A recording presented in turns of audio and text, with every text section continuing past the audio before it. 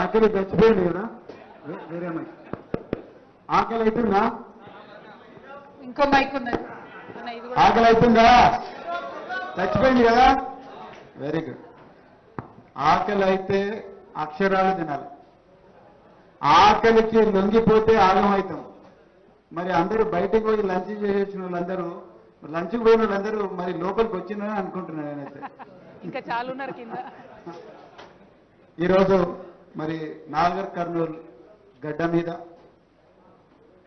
ఒక చరిత్రాత్మకమైన రీతిలో ఎన్నడూ లేని విధంగా ఎన్నో శతాబ్దాలుగా అణచివేయబడ్డ వర్గాల మీద వారి అభివృద్ధి మీద ఎంతో చక్కటి వివరణాత్మక చర్చ ఈరోజు జరుగుతూ ఉన్నది మరి ఆ చర్చకు మూల కారకురాలు అదేవిధంగా ఎన్నో ఇబ్బందులున్నా ఎన్నో కష్టాలున్నా ఈరోజు మనందరి గొంతుకగా తరతరాలుగా అణిచివేయబడ్డ ఎన్నో భావాలు ఆ భావాలన్నిటి కూడా ఒక గొంతుకగా ఈరోజు మన నాయకురాలు తెలంగాణ జాగృతి జాతీయ అధ్యక్షురాలు ఎమ్మెల్సీ కల్వకుంట్ల కవిత గారు అదేవిధంగా మరి ఈరోజు ఈ గొప్ప సభను ఏర్పాటు చేసిన బైకాని శ్రీనివాస్ యాదవ్ గారు కిరణ్ గారు మరెందరో మహానాయకులు యునైటెడ్ పూలే ఫ్రంట్ వీళ్ళందరికీ కూడా మరి మిగతా మిత్రులందరికీ మిగతా అందరూ చాకలి కమ్మరి కుమ్మరి గౌడ ముదిరాజు మున్నూరు కాపు యాదవ వడ్డెర పద్మశాలి జోగి పూసల మరెన్నో అణచివేయబడ్డ కులాలు వీళ్ళందరికీ కూడా మరొకసారి హృదయపూర్వక ధన్యవాదాలు తెలుపుతా ఉన్నా అదేవిధంగా ఈ దేశంలో సామాజిక న్యాయం కోసం తమ జీవితాలను త్యాగం చేసి పోరాడిన మహాత్మా జ్యోతిరావు పూలే క్రాంతి జ్యోతి సావిత్రిబాయి పూలే పెరియార్ రామస్వామి ఛత్రపతి సాహు మహారాజ్ డాక్టర్ బిఆర్ అంబేద్కర్ సంత్ నారాయణ గురు అదేవిధంగా మేమెంతో మాకంత అనే ఒక బహుజన నినాదాన్ని ఈ దేశానికి పరిచయం చేసిన మాన్యశ్రీ కాన్షీరామ్ గారు వీరందరూ దేశంలో సామాజిక న్యాయ వైతాళికులైతే తెలంగాణ రాష్ట్రంలో కూడా ఎంతో మంది గొప్ప వ్యక్తులు యోధులు సామాజిక న్యాయం కోసం పోరాడింది 400 సంవత్సరాల క్రితం కిలాషాపూర్లో జన్మించిన సర్దార్ సర్వాయి పాపన్న గౌడ్ ఎంత గొప్ప పోరాటం ఒకసారి కిలాషాపూర్ పోయి చూడండి మీరు ఒక కోట ఒక బీసీ బిడ్డ ఒక కోట నిర్మించి ఆ కోట నుండి కేవలం 12 మంది సైనికులతోని వరంగల్ నగరం మీదకి ఆనాడు మొగుల మీద దండెత్తి అక్కడి నుండి ఎన్నో దొరల గడీలను కూలగొడుతూ దాంట్లో బంధింపబడి మళ్ళీ అక్కడి నుండి అందరి కులాల నుంచి చాకలి ముస్లిము తర్వాత మాల మాదిగా రకరకాల కులాల నుండి ఒక గొప్ప సైన్యాన్ని చేరదీసి చివరికి మునుగోడు మీదుగా మరి గోల్కొండ కోట మీదకి వచ్చి 7 నెలల పాటు గోల్కొండ సామ్రాజ్యాన్ని ఏరిన సర్దార్ సర్వాయి పాపన్న పక్కనే ఉండే నవాబ్పేటలో 150 సంవత్సరాల క్రితం ముదిరాజుల ముద్దుబిడ్డ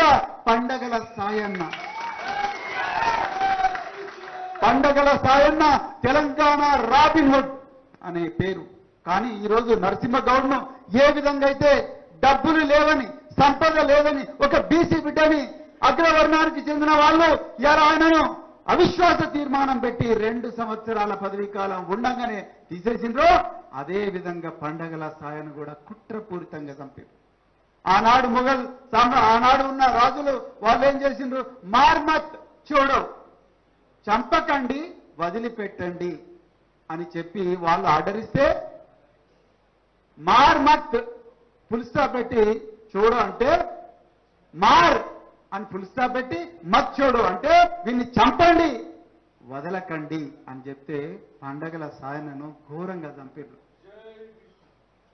అర్థమైందా దొడ్డి కమలన్న కడవండి ఎంతమంది పోయిండ్రు మీరు దొడ్డి కోరన్న, చిట్యాల ఐలమ్మ, ఠానే నాయక్, వడ్డే ఓదన్న, ఆనాడు మరి నరసింహారెడ్డి దగ్గర సైన్యాధికారిగా మరి పోరాటం చేసిన వడ్డే ఓబన్న, చిట్యాల ఐలమ్మ, ఇంకెంతో మంది, మరి కొండా లక్ష్మణ్ బాపూజీ, మరెందరో మరి బహుజన మహనీయులు, సిరిపురం యాదయ్య, శ్రీకాంతచారి, మారోజు వీరన్న.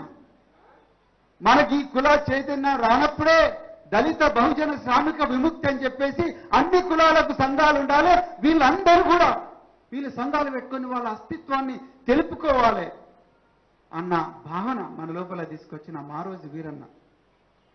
ఇంతమంది గొప్ప మహనీయులు తెలంగాణ ఉద్యమంలో, తెలంగాణ గడ్డ మీద పుట్టిన మిత్రులారా.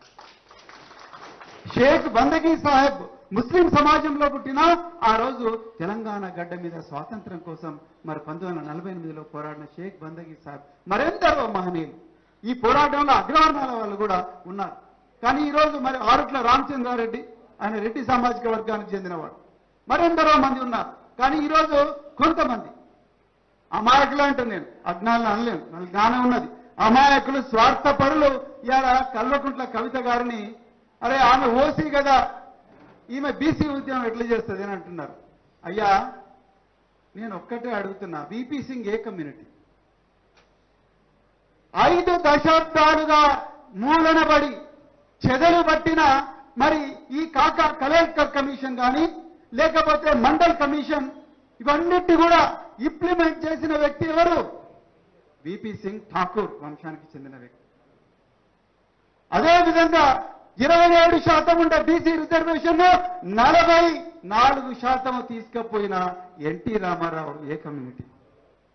మేము అప్పుడు స్టూడెంట్స్ దెబ్బలు తిన్నాం, లాఠీ దెబ్బలు. ఆ రోజు అగ్రవర్ణానికి చెందిన వాళ్ళు నవ సంఘర్షణ సమితి అని చెప్పేసి బీసీలకు వ్యతిరేకంగా ఆర్ కృష్ణ గారికి, తర్వాత మరి మిగతా వాళ్ళందరికీ కూడా వ్యతిరేకంగా నవ సంఘర్షణ సమితి అని పెట్టి రోడ్ల మీద కసులు ఊడుస్తా ఉంటే, చెప్పులు కుడుతా ఉంటే, ఇది తప్పు, మా కుల వృత్తులను మీరు అవమానిస్తున్నారు, మాకు కూడా ఈ దేశ సంపదలో భాగస్వామ్యం ఉంది, మేము లేకపోతే ఈ దేశానికి సంపద ఎక్కడొస్తుందని ఆ రోజు మేమందరం కూడా రోడ్ల మీదకి ఎక్కినాం మిత్రులారా. ఆ రోజు మరి 44% రిజర్వేషన్ తీసుకొచ్చిన ఎన్టీ రామారావు గారు ఏ కులం?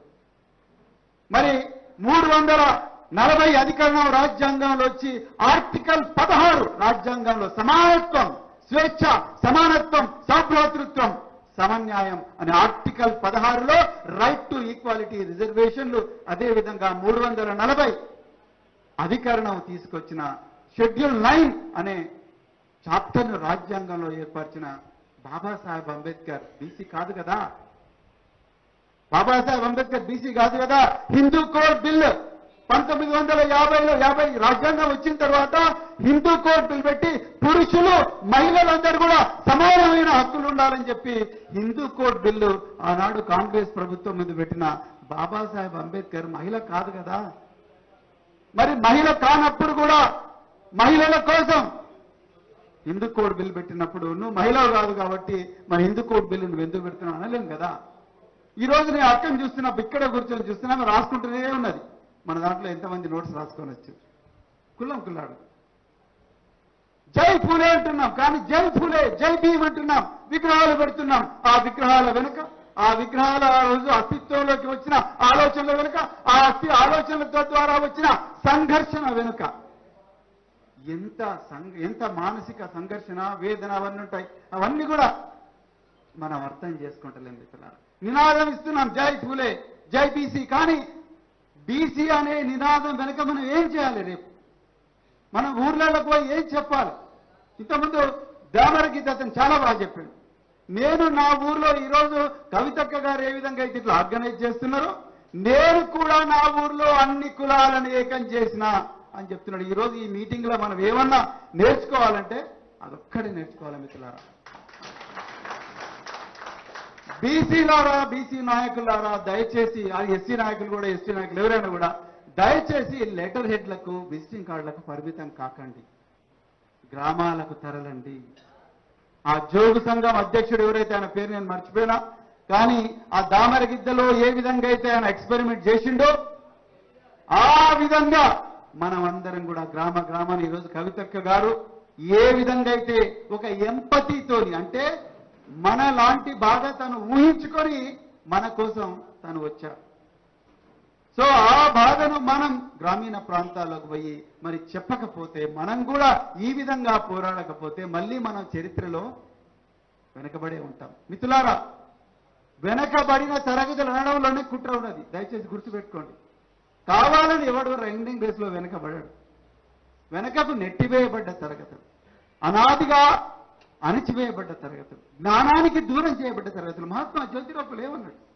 మన పూలే యునైటెడ్ ఫ్రంట్ అంటున్నాం. మహాత్మా జ్యోతిరావు పూలే ఏమన్నాడు? విద్య లేక విజ్ఞానం లేదు, విజ్ఞానం లేక నైతికత లేదు, నైతికత లేక అభివృద్ధి లేదు, అభివృద్ధి లేక సంపద లేదు, సంపద లేకనే శూద్రులు బానిసలుగా మిగిలిపోయినారు అన్నాడు మహాత్మా జ్యోతిరావు పూలే. ఒక్కసారి మీరు ఆలోచించండి. ఈ తెలంగాణ తొలి ముఖ్యమంత్రి, తెలంగాణ ఆవిర్భావానికి మూల కారకులు కేసీఆర్ గారు. ఒక్కసారి మీరు గురుకులాలు పెట్టకపోయింటుంటే కేవలం ఉమ్మడి ఆంధ్రప్రదేశ్లో బీసీ వర్గాలకు కేవలం 20 గురుకులాలు ఉండేవి, కేవలం 20 గురుకులాలు.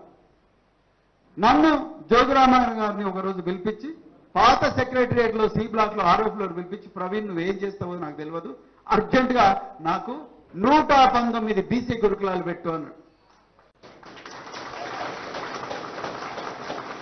ఆ 119 బీసీ గురుకులాలు మంచిగా పనిచేస్తుంటే మళ్ళీ పిలిపించి ఇంకా 119 పెట్టవా, ఏం కాదన్నాడు.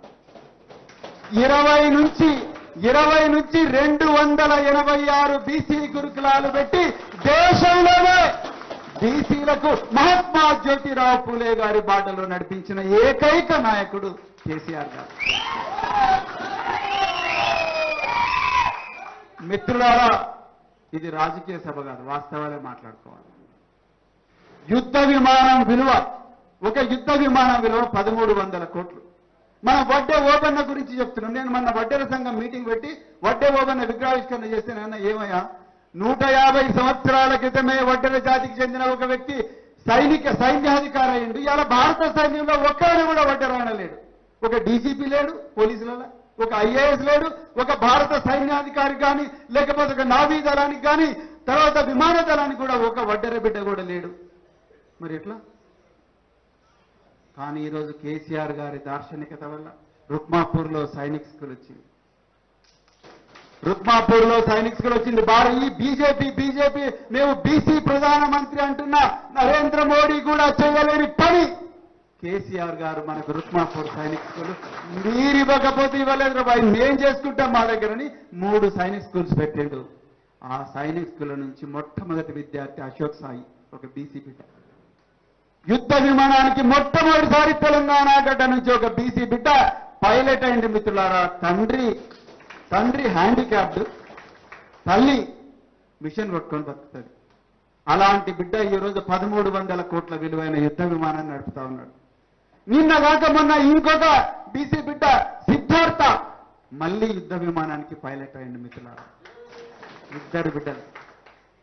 కేసీఆర్ గారు లక్షల రూపాయలు ఇచ్చి వీళ్ళందరికీ కూడా మరి ట్రైనింగ్ కు పంపించిండు. కానీ రేవంత్ రెడ్డి 10,000 రూపాయలు కూడా ఇవ్వలేదు. అగసార నందిని ఒక రజక సామాజిక వర్గానికి చెందిన బిడ్డ, 19 గోల్డ్ మెడల్స్. తండ్రి ఇప్పటికి కూడా మల్కాజ్గిరిలో ఇస్త్రీ చేసుకుంటూ బతుకుతాడు, తల్లి ఇళ్లలో పనిచేస్తుంది. అగసారా నందిని ఆసియా క్రీడల్లో రజత పథకం తెచ్చుకున్నది, రజత పథకం తెచ్చుకున్నది, బ్రాంజ్ మెడల్ తెచ్చుకున్నది, 19 గోల్డ్ మెడల్స్ ఉన్నాయి. ఈ అమ్మాయికి కనీసం ముఖ్యమంత్రి ట్వీట్ కూడా చేయలేదండి. మొన్న తెలంగాణ ఇజ్జత్ నిలిపిన ఏకైక క్రీడాకారిణి అగసారా నందిని. మొన్న ఉత్తరాఖండ్లో జరిగిన నేషనల్ గేమ్స్ లో కనీసం ముఖ్యమంత్రి ఒక ట్వీట్ అన్న చేయొద్దా? పోనీ ఇంటికి పిలిపించి రావట్లేదు. కనీసం అమ్మాయి ఎయిర్పోర్ట్ లో దిగితే ఒక్క అధికారి కూడా పోలేదు.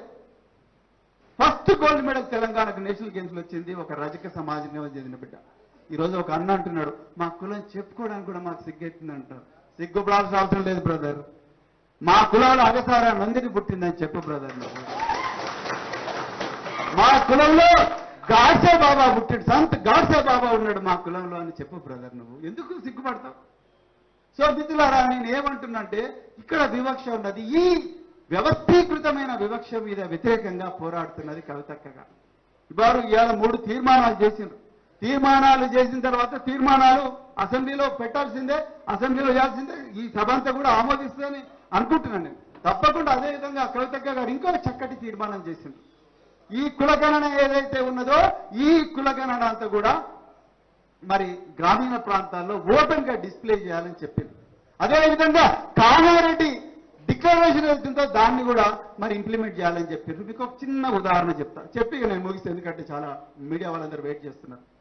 కామారెడ్డి డిక్లరేషన్ లో ఆనాడు సిద్ధరామయ్య గారిని తీసుకొచ్చి కామారెడ్డిలో 2023 సంవత్సరంలో రేవంత్ రెడ్డి గారు 42% ప్రభుత్వ కాంట్రాక్ట్లను బీసీలకు కేటాయిస్తామన్నారు. బాగా వినండి మిత్రులారా, ఎందుకంటే ఇక్కడ నరసింహగౌడ్ ఇక్కడనే వస్తుంది నరసింహగౌడ్ ఇష్యూ. బీసీలకు 42% కాంట్రాక్ట్లు ఇస్తా అన్నాడు. రైట్, ఈ 42% కాంట్రాక్ట్లు ఇవ్వాలిగా, మరి ఒక జీవో రావాలి కదా. కనీసం కేసీఆర్ గారు బీసీలకు రకరకాల ప్రోగ్రామ్స్ ఇచ్చిండు, ముదిరాజులకు ఇవి ఇచ్చిండు, చేపలు ఇచ్చిండు, అదేవిధంగా గొల్ల సోదరులకు కుర్మ సోదరులకు గొర్రెలు ఇచ్చిండు, ఇంకా రకరకాల స్కీమ్స్ ఇక చెప్పాలంటే టైం సరిపోదు నాకు ఇప్పుడు. కానీ ఇవాళ ఈ తీర్మానం చేసిన ముఖ్యమంత్రి మొట్టమొదట తీసుకున్న మెగా ప్రాజెక్టు నారాయణపేట కొడంగల్ ఎత్తిపోతల పథకం. దాని కాంట్రాక్ట్ విలువ 4,350 కోట్ల రూపాయలు. ఒకటి కాదు, రెండు కాదు, 4,350 కోట్ల రూపాయలు. 4,350 కోట్ల రూపాయలు అప్పని దాంట్లో ఎంత బీసీలకు ఎంత రావాలి? 42% అంటే కమ్సే కమ్ 2,000 కోట్లు రావాలి. కానీ ఆ 2 కాంట్రాక్ట్లు ఎవరికి ఇచ్చింది అంతేనా?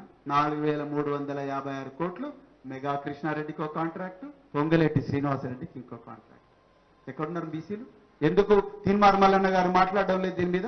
ఎందుకు పొన్నం ప్రభాకర్ మాట్లాడడం లేదు? ఎందుకు కొండా సురేఖ గారు మాట్లాడడం లేదు? 4,356 కోట్లలో మాకు 42% వాటా ఎందుకు ఇస్తలేవు? ఎక్కడ పోయినాయి? కేసీఆర్ గారు ఉన్నప్పుడు 20% కాంట్రాక్టులు ఇరిగేషన్లో ఇవ్వమన్నారు. సోషల్ వెల్ఫేర్ లో మేమేం ఇచ్చినాం కదా, ట్రైబల్ వెల్ఫేర్ లో ఇచ్చినాం. మరి నువ్వెందుకు 20% కోటా ఇవ్వలేకపోతున్నావు అని ఎవరైనా అడిగినరా? మరి అధికారంలో పెద్దలు ఇప్పుడు ఇంతమంది మాట్లాడుతున్నారు కదా, లేదు కవితమ్మ గారు ఊరికనే చేస్తున్నారు, మేము బీసీ మేమే చేస్తాం బీసీ అంటున్నారు కదా. మరి ఎందుకు అడగలేదయ్యా? 4,350 కోట్లు మూసీ నది సుందరీకరణలో మా బీసీ వాటా ఎంత? 42% ఎక్కడున్నది? అడగాలిగా, మరి అడగాలి కదా. ఇన్ఫర్మేషన్ పబ్లిక్ రిలేషన్ డిపార్ట్మెంట్ లో వస్తున్న అడ్వర్టైజ్మెంట్లలో మా బీసీలకు చెందిన పత్రికలకు ఎంత పర్సెంటేజ్ ఇచ్చిందని అడగాలి కదా, అడగాలి కదా. మరి ఎందుకు అడుగుతలేదు? మిత్రులారా, ఇక్కడే ఉన్నది. అక్కడే నరసింహగౌడ్ ఎందుకు అవిశ్వాస తీర్మానంలో ఓడిపోయిందంటే అక్కడ సంపద లేదు. మహాత్మా జ్యోతిరావు పూలే ఏమన్నాడు? జ్ఞానం లేక నైతికత లేదు, నైతికత లేక మరి అభివృద్ధి లేదు, అభివృద్ధి లేక సంపద లేదు, సంపద లేనందుకే ఇలా నరసింహగౌడ్ అవిశ్వాసంలో ఓడిపోయిందన్న విషయం మీరు అర్థం చేసుకోవాలి. సో ఈరోజు మీ అందరికీ కవితక్క గారు ఇట్లా రౌండ్ టేబుల్స్ పెడుతూనే ఉంటారు, మనం అందరం వస్తాం. కానీ కవితక్క గారు ఇచ్చిన మెసేజ్ ఏదైతే ఉన్నదో ఆ మెసేజ్ను మనం గ్రామీణ ప్రాంతాల్లోకి తీసుకోకపోతే మరొక్కసారి అన్యాయానికి గురవుతాం. ఆనాడు కాకా కలేల్కర్ కమిషన్ 1950లలో వచ్చిన బీసీల కోసం వచ్చిన కాకా కలేల్కర్ కమిషన్ను 1970 వరకు కూడా ముట్టుకోలేదు. దాన్ని జనతా పార్టీ అధికారంలోకి వచ్చిన తర్వాత మళ్ళీ మండల్ కమిషన్ పెట్టి ఆ మండల్ కమిషన్ బీసీలకు ఇంత చేయాలి అంత చేయాలంటే దాన్ని కూడా ముట్టుకోలేదు. 1992లో శరద్ యాదవ్, మాన్యశ్రీ కాంశీరామ్ గారు వీళ్ళందరూ కూడా పోరాటం చేస్తే అప్పుడు మండల్ కమిషన్ వీపీ సింగ్ చేసిండు. కానీ మీరు గుర్తుపెట్టుకోవాలి మిత్రులారా, 1995లోనే మండల్ కమిషన్ ఇంప్లిమెంట్ చేసిండ్రు, ఉద్యోగాలలో మాత్రమే. ఆనాడు బీజేపీ, ఈ రోజు బీసీ ప్రధానమంత్రి అంటున్న బీజేపీ, నరేంద్ర మోడీ ఏ పార్టీలో తిన్నాడో ఆ బీజేపీ ఆ రోజు పూర్తిగా మండల్ కమిషన్ వ్యతిరేకించింది. గుర్తుపెట్టుకోండి మిత్రులారా, ఏ నినాదం వెనుక ఏ ప్రయోజనం ఉన్నదో దయచేసి గుర్తుపెట్టుకోండి. ఇలా మన దగ్గరికి ఓట్ల కోసం వస్తున్నారు వీళ్ళు, రకరకాల మతం అని చెప్పి వస్తున్నారు, అక్షింతలు పెట్టుకొని వస్తున్నారు, లేకపోతే బీసీ ప్రధానమంత్రి నరేంద్ర మోడీ అంటున్నారు. కానీ వీళ్ళెవ్వరు కూడా ఆనాడు మండల్ కమిషన్ ఇంప్లిమెంటేషన్ ను యాక్సెప్ట్ చేయలేదు. దయచేసి గుర్తుపెట్టుకోండి. వీళ్ళ గుండెల్లో బీసీల ప్రయోజనాలు లేవు, వీళ్ళ గుండెల్లో పూసల అక్కల ప్రయోజనాలు లేవు, మన గౌడల ప్రయోజనాలు లేవు, యాదవుల ప్రయోజనాలు లేవు, వీళ్ళందరి ప్రయోజనాలు వీళ్ళ గుండెల్లో లేవు. కేవలం భారత రాష్ట్ర సమితి మాత్రమే ఈ వీళ్ళందరికీ కూడా న్యాయం చేయగలదు మిత్రులారా. చేసి చూపించిందని మాత్రం నేను ఈ సందర్భంగా మీ అందరికి కూడా చెప్తున్న మిత్రులారా. అందుకొరకే దయచేసి మీరందరూ కూడా గ్రామీణ ప్రాంతాల్లోకి పోయి ఈ విషయాన్ని మనకు జరుగుతున్న చారిత్రాత్మకమైన అన్యాయాన్ని మరి ప్రజలందరికీ కూడా వివరించి వాళ్ళందరూ కూడా ప్రతి ఒక్క మహిళను కూడా ఒక కవితక్కలాగా మీరు తయారు చేయాల్సిన అవసరం ఉన్నది. వారిలాగా ప్రిపేర్ అయి రావాల్సిన అవసరం ఉన్నది. ప్రతి ఒక్కరు కూడా జాగ్రత్తగా మన భవిష్యత్తు గురించి మాట్లాడాల్సిన అవసరం ఉన్నదని చెప్తూ ఇంకెన్నో విషయాలు చెప్పాలి. ఇప్పుడు సమయం లేదు కాబట్టి మరి అక్క గారు కూడా మాట్లాడాలి. మళ్ళీ తర్వాత ప్రెస్ మీట్ ఉంది కాబట్టి మరి ఇంకా రాబోయే రోజుల్లో చాలా ఇంకా గొప్పగా చేస్తూ ఇంకా చివరిగా ఒక మాట మిత్రులారా, బీసీల సాధికారత అనేది కేవలం బీసీలతో మాత్రమే కాదు, ఐక్య సంఘటన ఉండాలి. అంటే ఎస్సీలు రావాలి, ఎస్టీలు రావాలి, బీసీలు రావాలి, అగ్రవర్ణాల్లో ఉండే పేదలు కూడా రావాలి, అగ్రవర్ణాల్లో ఉండే పేదలు కూడా రావాలి, అందరూ రావాలి, ముస్లిం సోదరులు కూడా. అప్పుడే బీసీల ఐక్యంగా ఉంటారు. అంతే తప్ప మనమే గిరిగీసుకుంటే మాత్రం రాదు. అదేవిధంగా చివరిగా ఒక్క చేతులు జోడించి మీకు ఇంకొక విషయం చెప్తున్నా, మన మధ్యలో మనకు వివక్ష ఉండదు. మన మధ్యలో పూసలోళ్ళు అంటే మళ్ళేదో వీళ్ళు మనకు తక్కువ కులపోలురా, వీళ్ళు దొమ్మెరా అంటే వీళ్ళు తక్కువ కులపోలురా, లేకపోతే డప్పులోళ్ళు అంటే బుడుబుడు కల్లోళ్ళు అంటే వీళ్ళు తక్కువ కులపోలురా అని చెప్పేసి గౌడన్నలో లేకపోతే ఇంకెవరో అనుకుంటే, మున్నూరు కాపులో అనుకుంటే మళ్ళీ మనం పప్పులో కాలేసినట్టయితే స్వేచ్ఛ, సమన్వయం, సభ్రాతృత్వం ఇవన్నీ కూడా గంగలో కలుస్తాయి మిత్రులారా. అందుకొరకు మన మధ్య నుండి అంతర్గత వివక్షను కూడా తగ్గించుకోవడానికి మనం అందరం కూడా కాన్షియస్ గా ప్రతిరోజు కూడా ప్రయత్నం చేయాలని చెప్తూ ఇంత అరుదైన అవకాశాన్ని నాకు ఇచ్చిన తెలంగాణ జాగృతి అదేవిధంగా పూరే యునైటెడ్ ఫ్రంట్ కు మరొక్కసారి హృదయపూర్వక ధన్యవాదాలు చెప్పుకుంటూ జై తెలంగాణ, జై పూలే, జై భీమ్. ప్రవీణ్ అన్న గారికి ధన్యవాదాలు. వెరీ ఇన్స్పైరింగ్ స్పీచ్ అన్న. Thank you.